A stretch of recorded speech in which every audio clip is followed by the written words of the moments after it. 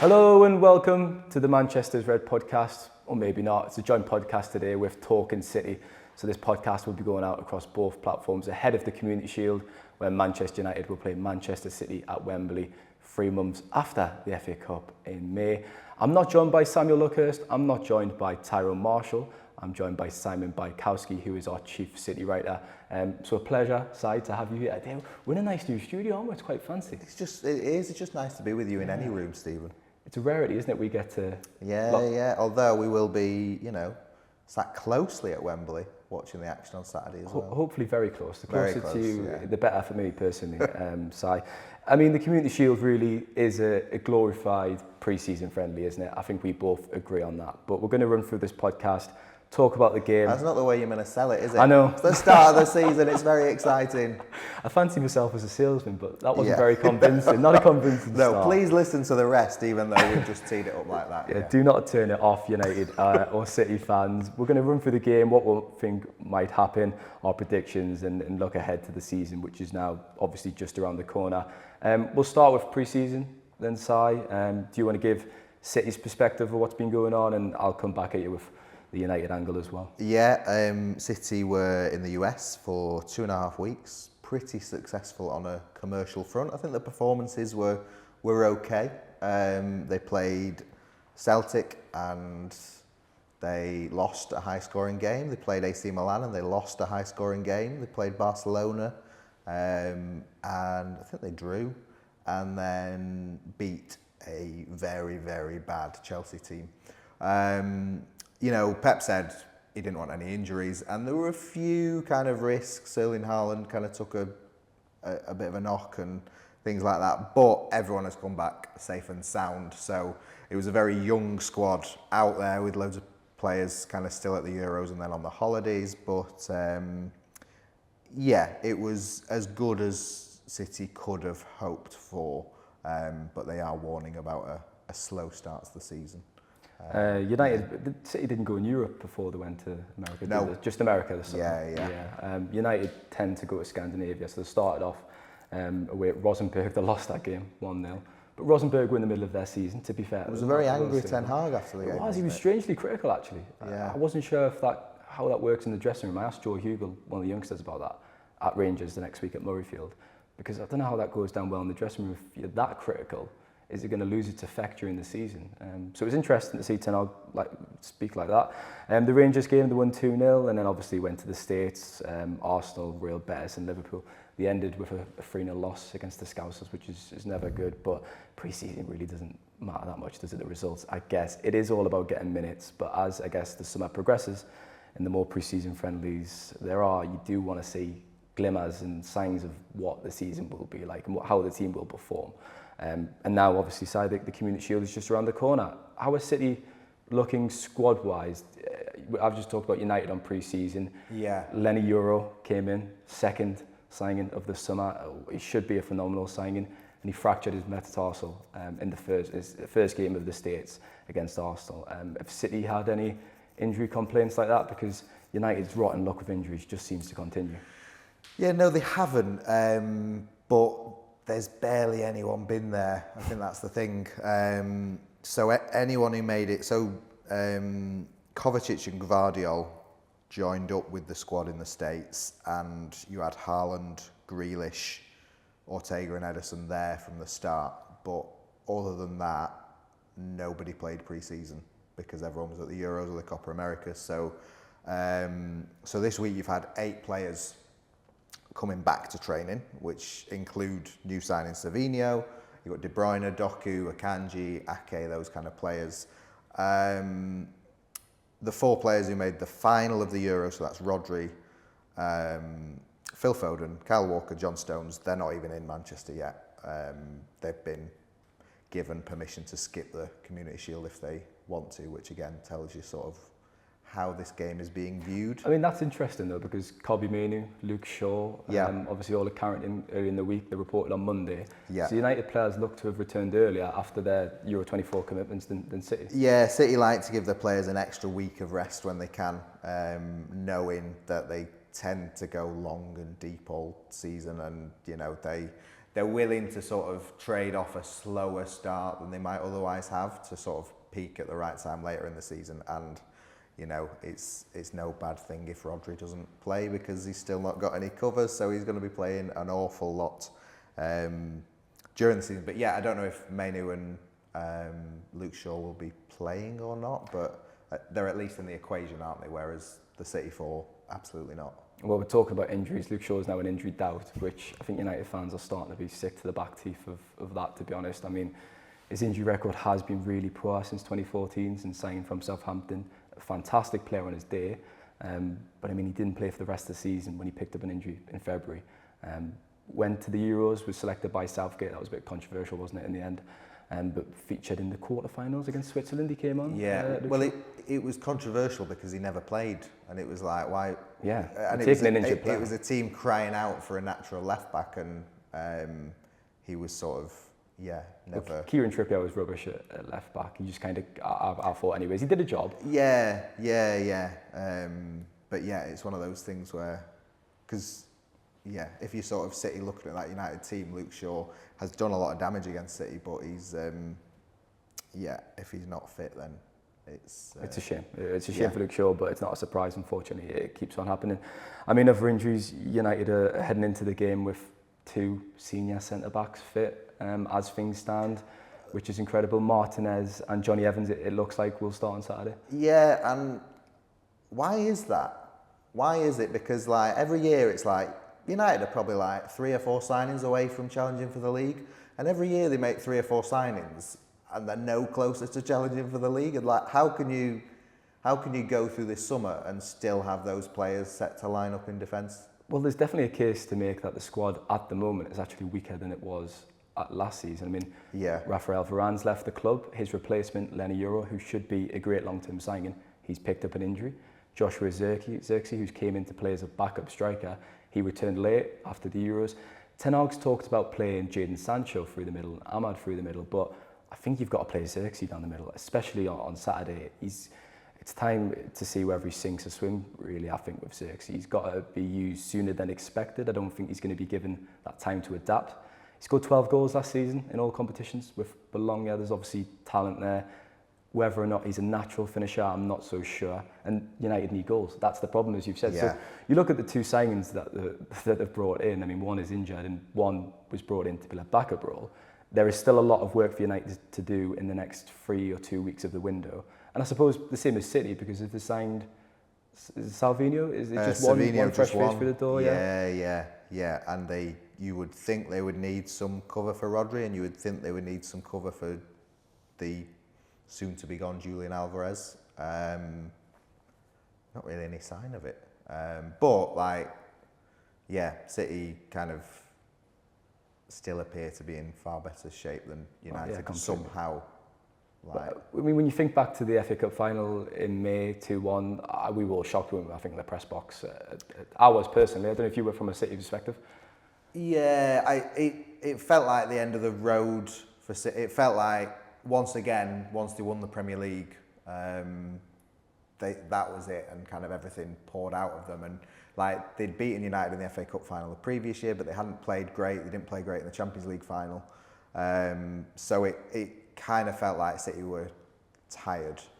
And it felt like United wanted it more. You know, United, there were huge reports like the day before the game that Ten Hag was going to get sacked, and it felt like, I remember United being, were they 2-0 up at half time? At Coventry. The FA Cup final, 2-0 up at half time, and still like geeing up the supporters, and City just felt really flat. But the tale of like a league is, can you be up for it 38 games rather than just 1? And that is where United have fallen down a lot in the past. Well, I think the individual performances from some United players were just outstanding at Wembley that day. I mean, they played out their skin to a man, and Amrabat was crucial in that, actually, in midfield. He had a stormer. He ended the season with a flourish. He was quite poor, I thought, earlier in the season, but when he was actually given a chance, the business part of the campaign, he excelled. And I think that's crucial going into this game, because you look at United, they need that player, that number 6 who can sit in front of the defensive line, protect, like Rodri does. And you'd say that's Casemiro. He's had the benefit of a full pre-season. But I just don't. I think it's you're asking for trouble, to put it plainly. I think starting with Casemiro this season, the signs of decline last year were undeniable. He was off the pace. His passing was poor. His positioning as well. Unfortunately, I think he really has regressed. I'd love him to prove everyone wrong and have a fantastic season and return to his best. But I think that's going to be a crucial battle in midfield on Saturday, because City are just so good at controlling the ball, aren't they? And if you don't have that player, I think United might struggle in that area. Yeah, they are. Although you are talking about kind of, definitely no Rodri, probably no Foden, probably no De Bruyne starting, probably no Bernardo starting. You're talking about sort of a midfield that so who is going to start in pre-season has been Mateo Kovacic, Nico O'Reilly, who's the 19-year-old number 10 from the academy that Pep's been playing at 6, and James McAtee, who is a 21-year-old academy player who spent the last 2 years at Sheffield United. So it's a very green City midfield, you would say. So it might not be the kind of heavyweight encounter with the United midfield that, say, the FA Cup final was. When you put it like that, it does put things in perspective, because I kind of thought going into this game with the injuries United have, I'd probably be thinking a City win, but the way you've just dressed up like that, I think there should probably be some confidence in the United camp. Yeah. Wait till we get to the City defence. I mean, I think Casemiro, Mount and Fernandes, I think I'd start them as the 3 on Saturday. Mount and Casemiro, as I said, they've been in for the full pre-season. Fernandes is the number 10. Obviously, Mainoo is a guaranteed starter when the season comes around, but he's just returned to training earlier in the week. So for that reason, I'd start Mount as the number 8. You've just mentioned City's defence there. We've talked about how depleted United's is. What's City's backline going to look like? Well, I mean, they discovered a new, exciting centre-back talent on tour, and that was Calvin Phillips. Phillips played the last 2 centre-backs. He played in midfield in the first 2 games, and it hadn't gone well. It had gone as well as his previous 2 years at City, and you're just sitting there with your hands in your head thinking, why is this not working out? And then he played centre-back against Barcelona and was like, yep, can do this all day, pal.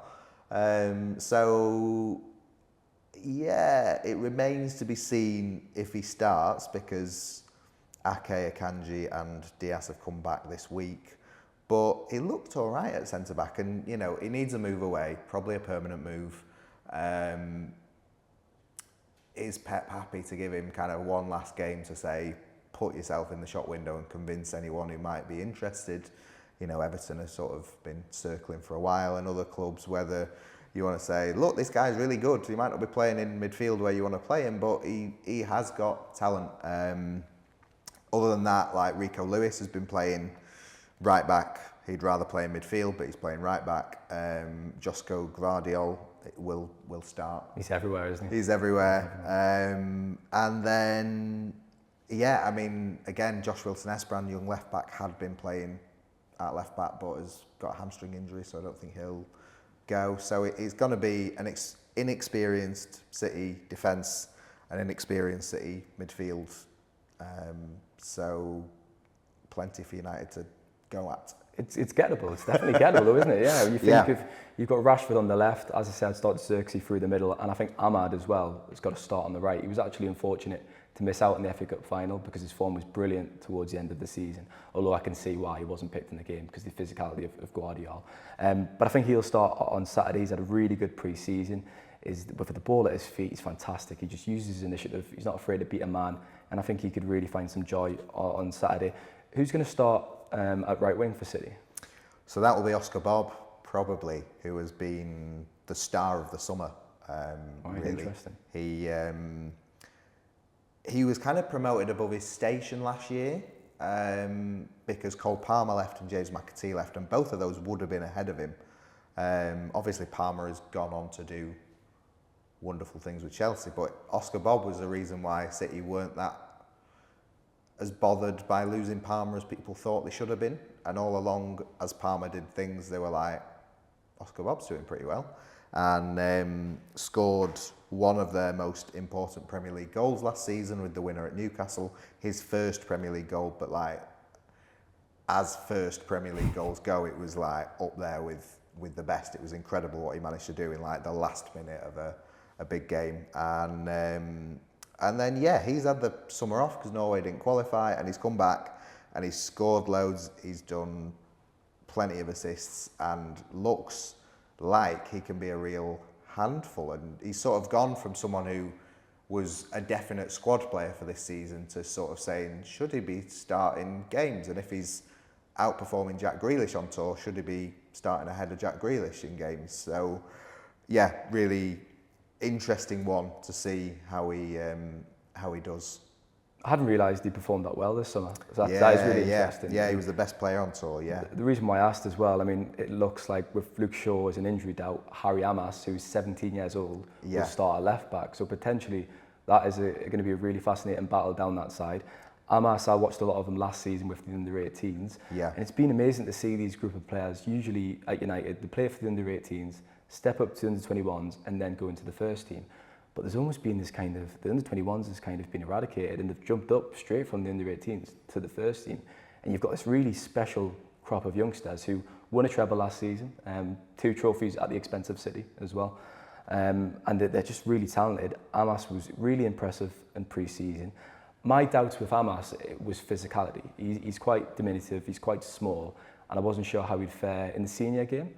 But I think his aggression and how he actually handles himself on the pitch compensates for that. And he has been really good, to be fair to him. And the way it's looking, he will start at Wembley, which he was last at Wembley in the semi-final against Coventry. And I remember watching him and he got sent out to warm up. And me and Samuel looked down at them and thought, they're just kids. They are just kids. But the kids might be all right. They might be ready to play. Yeah. No, I mean, it's probably for another podcast, but it's been the case at City for a few years where, the under-21s has been pretty redundant. I don't want to call it the Jadon Sancho effect, but I think it's probably sparked by Sancho in 2017, but clubs are going to the under-18 talent more so than they are the 21s. It's like you get to 18, and if you're not there, then you miss your chance almost. Yeah, you end up going out on loan sometimes, don't you? Why do you think that is? I mean, you see a lot of these young lads coming through United, and it's been fantastic to see.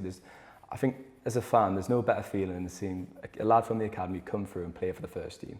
Garnacho, Kobbie Mainoo, these young lads who have actually made such a difference in the first team, scored in the FA Cup final.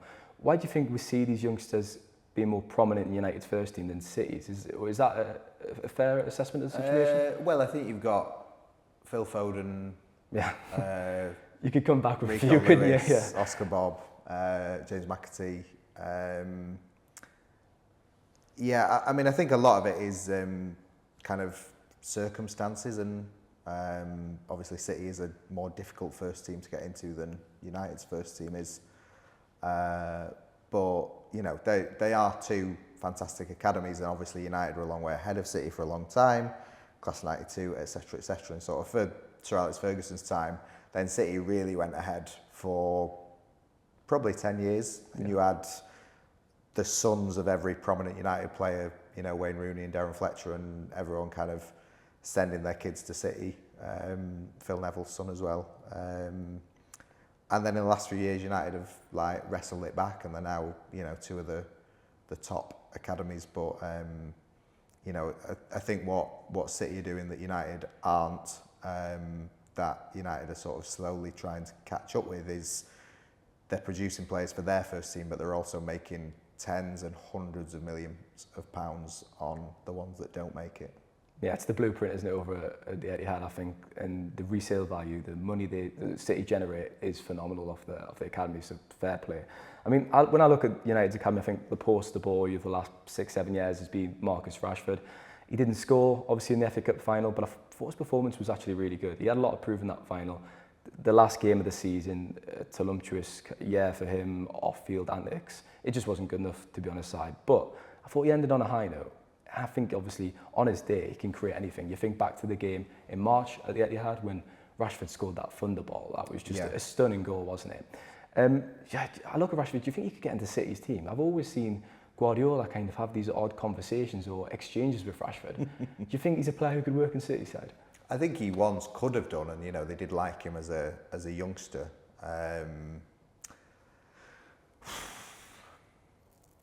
He sort of seems to me to be in a similar position to Jack Grealish at City, where it's like, you're not young anymore, we know what you can do. We know what you've not done enough of. It's on you now. Like, you know your game. You know if you can improve. You know if you can go to the next level. But like, you basically need to show it on the pitch. And if you don't, then all the players are here and will start ahead of you. Because like, you know, we know how good Rashford can be. But if he's not turning it on as much as Garnacho is or Ahmad is, or like, there are players coming up behind him now that can push out. And similarly to, you know, Grealish not making the Euro squad, like, was anyone out there in the summer thinking Marcus Rashford could make a difference to this England team?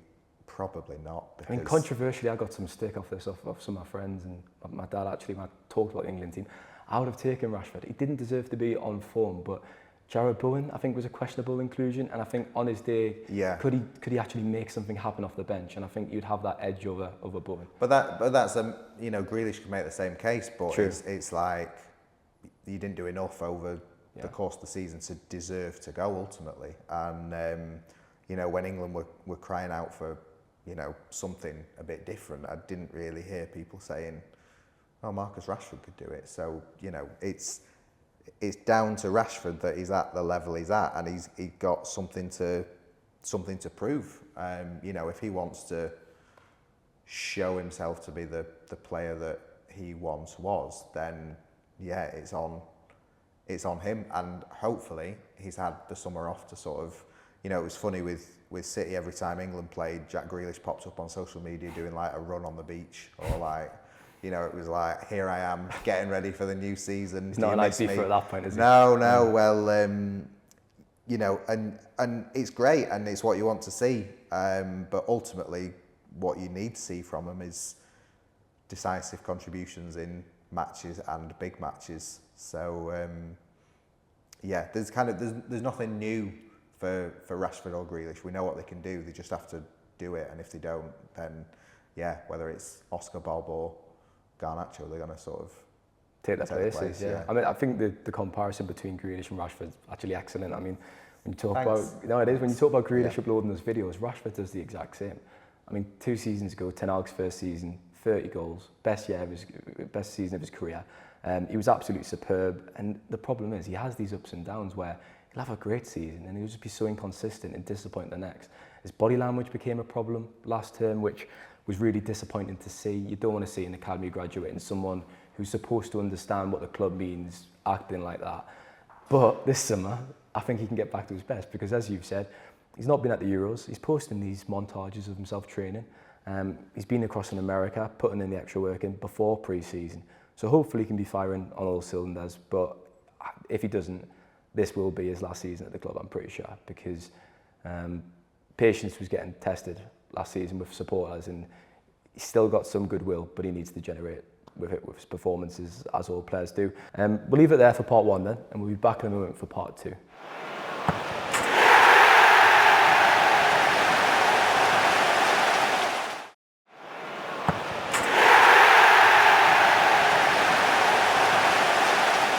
Welcome back to part 2 of the Manchester's Red / Talking City podcast ahead of the Community Shield.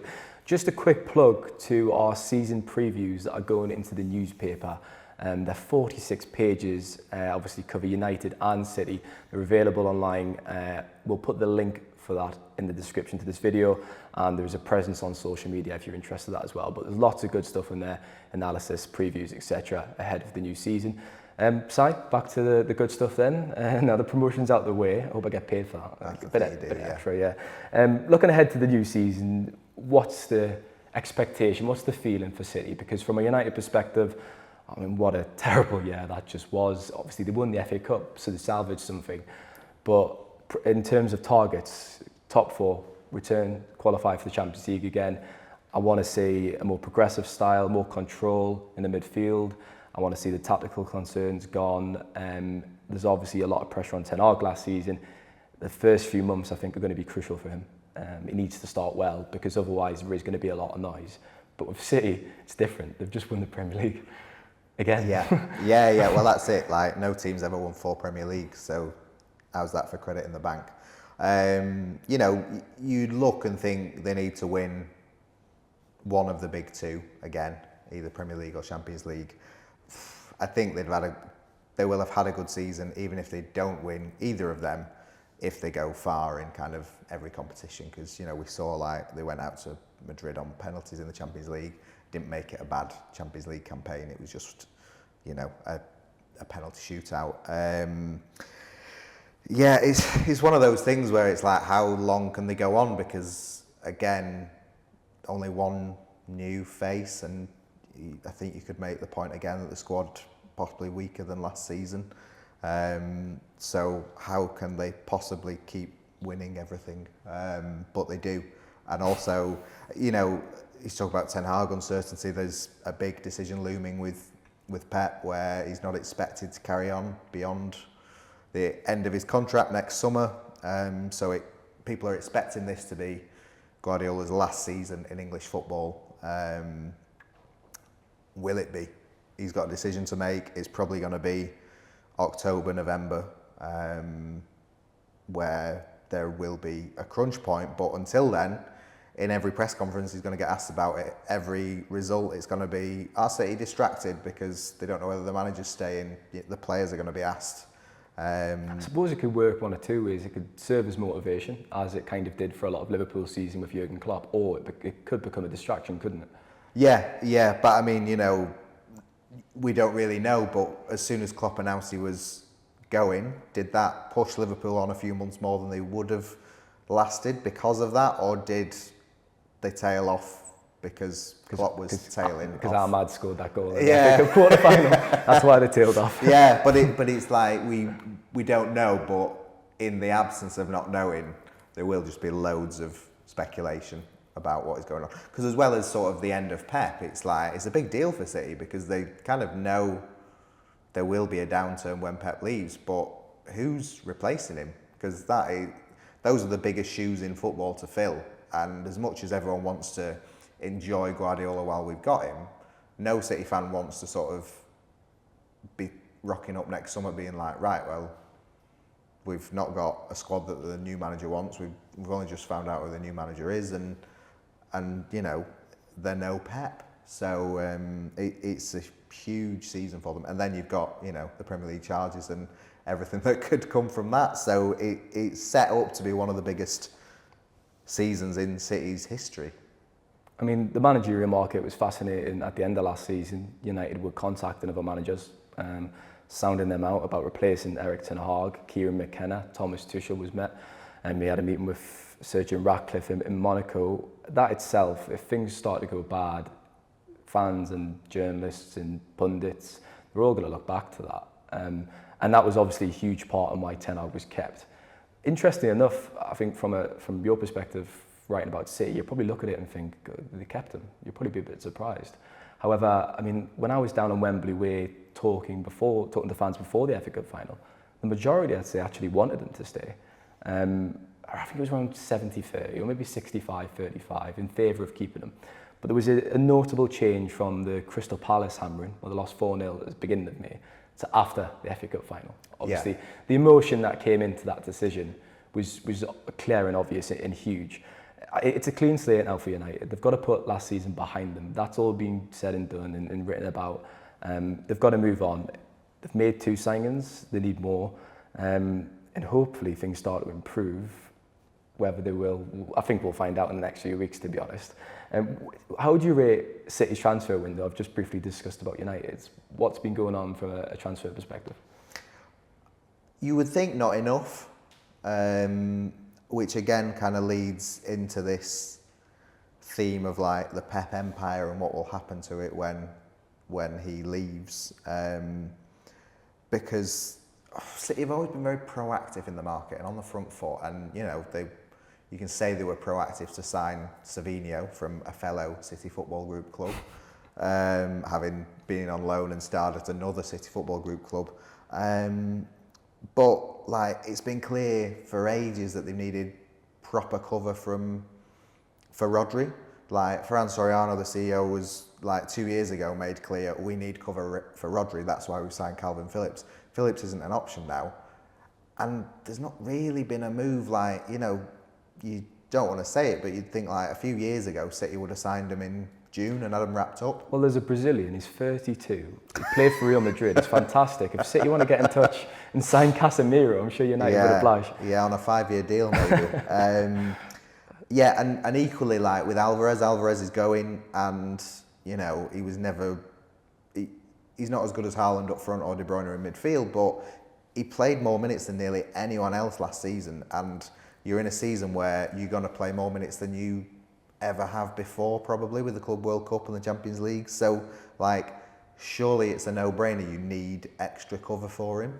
And there's no guarantee that there will be as well. So it feels like City are going into this season where there's going to be more demands on them than ever before, with a sort of smaller squad than they need or have had.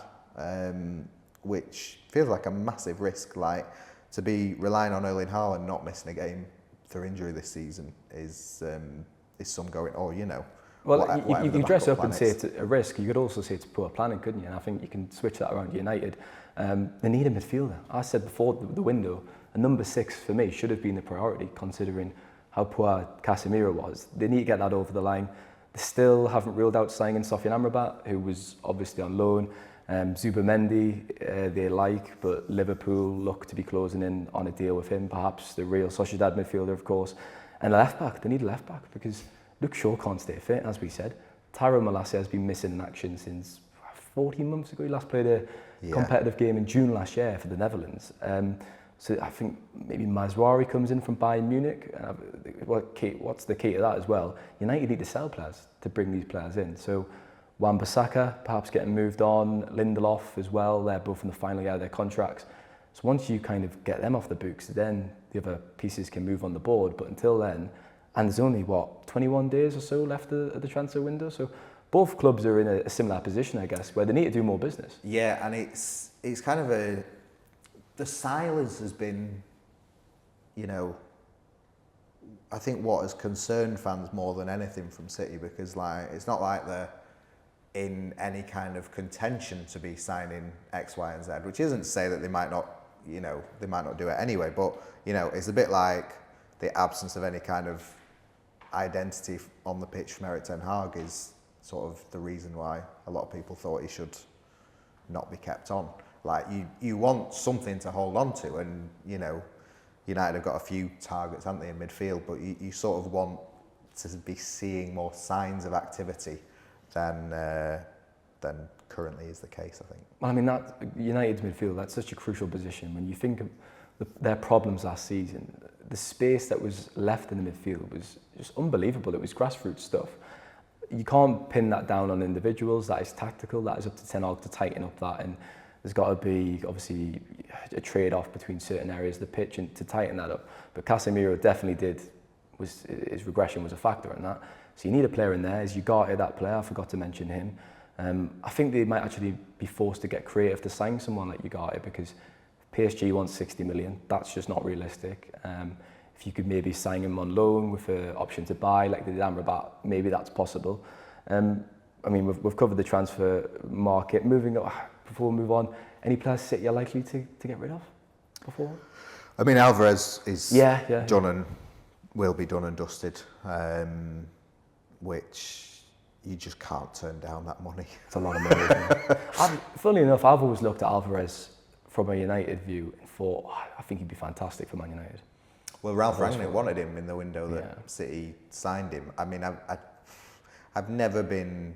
I don't know how good at football Julian Alvarez is. He's obviously really, really good. I don't know how... I've heard that a lot. People say that. Yeah, and obviously kind of... you know, I asked a few people, you know, what are your favourite memories of Alvarez from his time at City in 2 years? And there aren't really that many. You know, for a player who hasn't really produced these memorable moments, to be getting 64 to 81 million pounds for is pretty astonishing.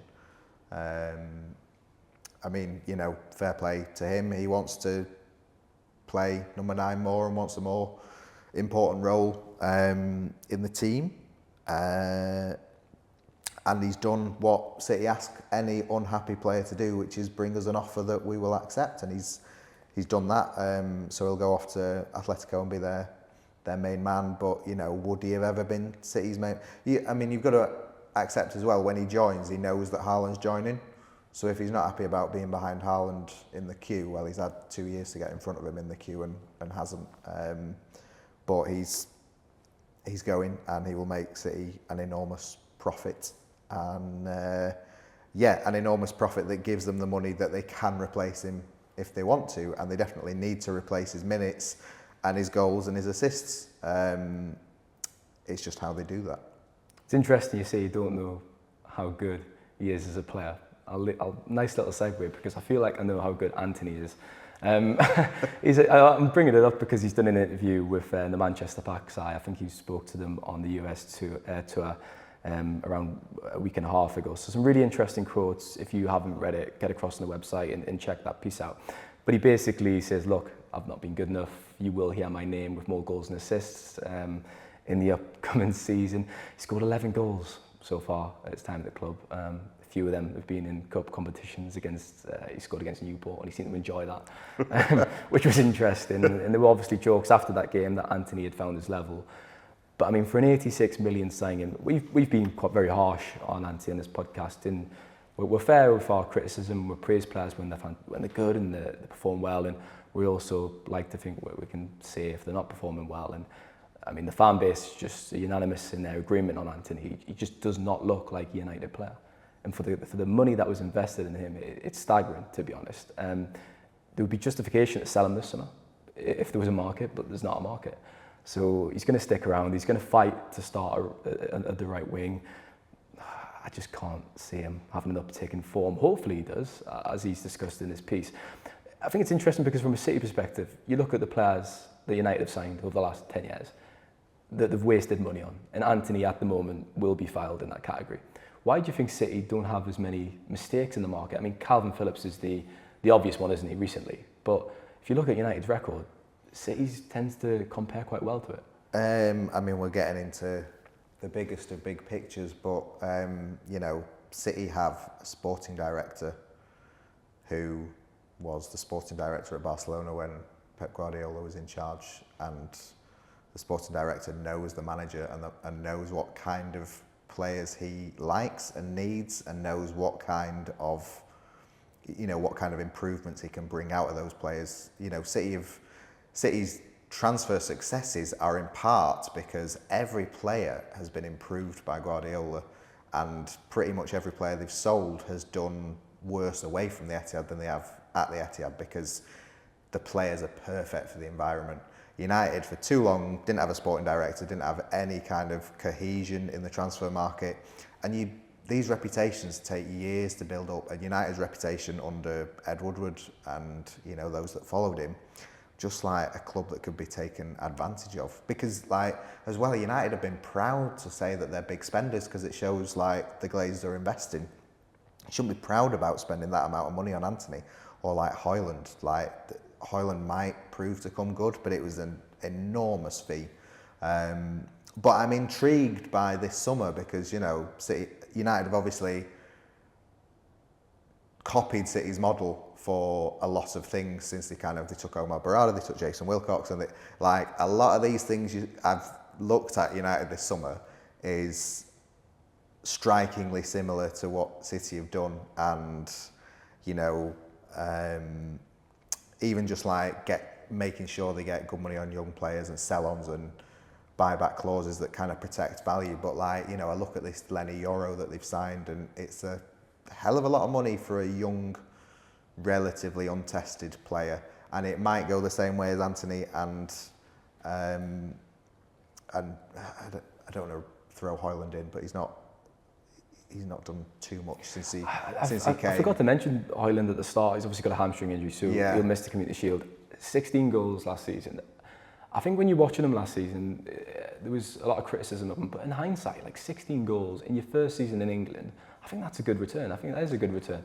Yeah. I mean, you'd have to sort of work out when the goals were scored and how much they counted for. But I don't know. Omar Berrada is not a silly man, and he has been part of a City team that have recruited really, really well. So is Jason Wilcox. Dan Ashworth, obviously, reputation for one of the best in the game. Like, they've paid this money for, you know, a young defender, and a lot of people are saying it's, you know, it's another overpriced deal, and we'll see. But it does remind me a bit of when City paid a lot of money for young players in 2016 and 2017 with Guardiola, and, you know, it was a lot of money, but it's proven to be right. You know, Kyle Walker for 50 million was the death of football. How crazy is that? And now you're looking... Well, Sterling as well, when you think of it. Sterling, back, yeah. John Stones, Ederson, like, more in line with, like, who United have signed this summer, because it's like, who is this keeper? He's not even a Brazil international, and they paid 30 million for him, and it's like, yeah, he's pretty good. But he's perfect for the team, and he was perfect for the team with the manager. And, you know, United, whether they're getting the recruitment right or not, they also need to have the right manager in place. So we'll see if that is right as well. I mean, the new setup at United, it is recognition of City, isn't it? Sir Jim Ratcliffe had the interview and sit down with journalists in February, and he discussed knocking City off their perch. And the way he's going to try to do that is bring in these leading minds. He has done. Omar Barada, Dan Ashworth, Jason Wilcox. Dan Ashworth particularly was a very important appointment. United have just cried out for a sporting director for so long, haven't they? And Ashworth is best in class. He is, I would say, had the sporting director at United or City signed a player of Sandro Tonali's money, who was then unavailable for so long, I think there would have been a lot more scrutiny. You can pick at his record, you definitely can. How much AC Milan knew, how much Newcastle knew. But he has got this reputation for being one of the best in the business. Yeah.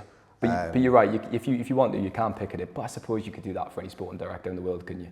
But you know, at least United have a sporting director now, and I acknowledge that it's an important role, because that was a big factor in them just falling behind. And I mean, the fee they spent on Lenny Euro, 70 million euros, it could be worth the deal eventually if the add-ons get exercised. You do have to pay good money for these good young players. I mean, Real Madrid wanted them. They weren't going to pay that. They were going to sit around and wait another summer, because he was in the final year of his contract, which I suppose adds to how much they paid, because for players in the final year of their deal and you're paying that much. But look, they finished 8th in the Premier League last season. There has to be some kind of trade-off to get a player like that in. And I think he will be a very exciting signing for the future. And it's such a shame that he picked up an injury in his second appearance of pre-season. We've talked about how long Guardiola and Ten Hag might have left. I can't remember if you answered. Were you surprised at the decision to keep Ten Hag? Yes. I mean, so was I. I mean, yeah. A lot of people were. And surprised, because I mean, like, when he joined United, I thought he was a very good coach and a promising coach, but I've not seen any of that at United, and I've not seen any kind of identity or philosophy from the United team for 2 years. Like, you know... See, I'd counter that, and I'd say the first season, fantastic defensive foundation. Yeah. But Casemiro played out of his skin. He had a phenomenal year. Rashford had the best season of his career. Yeah. So when you look at Rashford performing so well, Casemiro performing so well, and that solid defensive foundation, it's no surprise that they did so well, finishing third, winning the Carabao Cup. No, but I think I don't think it can be explained away just by individuals' form, but it feels like they've fallen off a cliff since they won that Carabao Cup. And, you know, I was in the press conference at Wembley after they'd won, and he told a very well respected journalist who knew nothing about football for questioning why he was. It was a bizarre press conference, and it was like, and what the journalist was saying was like, we've seen no identity or nothing from your team over the course of the season. And he's like, well, you're stupid, we've had injuries. And it's like, well, no, but can you not get the whole team playing, you know, like... You can still play in a certain way and have a philosophy even with injuries. The City team is the benchmark, but it doesn't matter which 11 plays, you know, the City team will play as the City team plays. And with United, the only way that was wrong, that was true in like the worst sense, because you knew they would have a really low block and a massive high line and have no midfield whatsoever. And you just go away and you think, what are you coaching? Like, what's going on? And, you know, like, I also think, I don't know whether it's just bluster or like he's a bit deluded, but like still banging on about they should have won the 2023 cup final against City when like, they were. He spent the whole of last season moaning about one marginal decision in an Arsenal game in September, and it's like, you know, like the reason covering City, the reason they've won so much is that if they have got those gripes, they use them properly, and they don't get hung up on them like unhealthily. Like, I don't think you can be saying one marginal offside against Arsenal or one goal disallowed cost you the entire season, because if it did, you need to get everyone out of that squad and change them completely because they've got the wrong mentality. But there was a noticeable change in tone with Ten Hag. From his first season, he was hypercritical even when they won. He came across incredibly well in his press conferences, in his interviews. And last season, when the pressure got cranked up, when the results worsened, he started to change his tone. And he started to say things that fans were questioning, and us as journalists sat there and thought, hang on a minute, why is he saying that? It'll be interesting to see how he sounds this season. Hopefully he can revert back to his first year and how he came across. But you're right, the tactical concerns need to be solved. We've banged on about that all last year. It became clear by the October international break last season what was happening. Yeah. You could see the space in the midfield, what was going wrong, the disjointed press, it was terrible. So that needs to be fixed. And the shot conceding problem. Ten Hag has played down this problem of conceding lots of shots. I mean, I think they averaged around 25 shots conceded each game. This is a stat, it's incredible. There was 96 teams in Europe's top 5 leagues last season. United finished 95th in shots faced. Sheffield United were the 96th team. And then Ten Hag argued and said, look, well, these were low probability chances. He doesn't care about someone hitting a shot from maybe 25 yards, for example. But the more shots that you have naturally increases the opponent's chances of scoring. And we saw that so many times. Some of the games were like basketball games. Yeah, and I think, you know, there are managers such as Sean Dyche who would subscribe generally to that theory, but who are able to make their teams capable of not giving away many chances with high XG. So like you surround your box and force people to go wide or shoot from distance, and you are giving away lots of chances, but they're not good chances. But yeah, you didn't see that with United. You saw Onana forced to make a lot of saves or concede a lot of goals or both. And yeah, it's like you say, when what the manager is saying isn't stacking up with like the reality, and he's calling everyone who doesn't agree with him an idiot, it's a bit like, is it you? And like I say, I mean, it is a clean slate. We've written about last season so much, but those are the two concerns for me that I don't want to see the next few weeks. Obviously, Community Shield, Fulham at home, the first few weeks of the season. I don't want to see a ton of shots United concede. I don't want to see that. And the midfield needs to be tightened up. But they've not signed a midfielder. So we'll see what happens with that. And that'll be it for part 2 of the podcast. We'll be back in a moment for part 3. We're going to have a fun little game, some quickfire questions. So we'll see you there.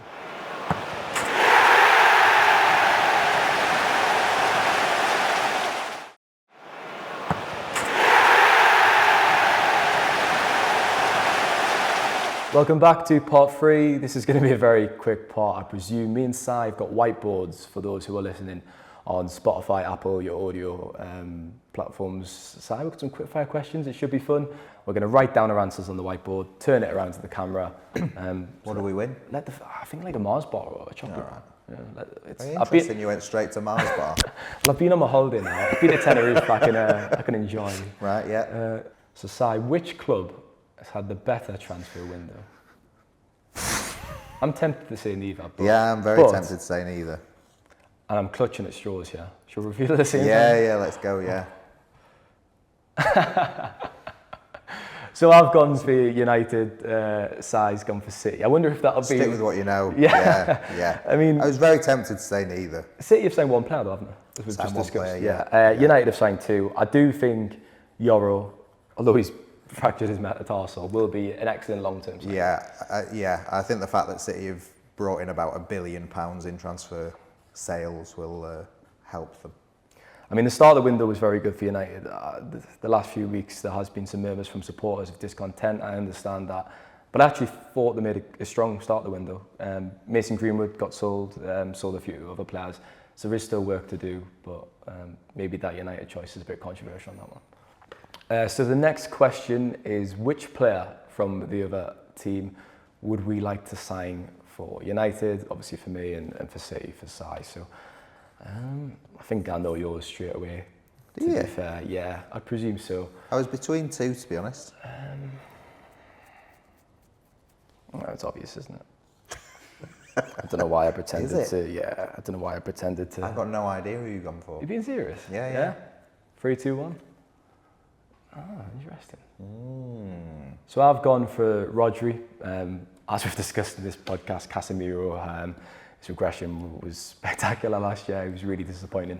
And Rodri is the best centre defensive midfielder in the world for me. And Si went for. I went with Kobbie Mainoo. I think Bruno gets mentioned a lot as like a player that Pep would love, and I think he would have done at one point. But you know, as City are looking to rebuild that midfield, like they did kind of like Kobbie a lot when he was very, very young, and still, you know, that appreciation is not going away. And I think as City's rebuild of their midfield goes on, I think he would be a very good pick. I mean, Mainoo, when he was a boy, went to United's and City's academies when he was very young. Obviously, before they have to select a club. He joined United's academy at 9, and from a United perspective, thank God he did. He's such a talent.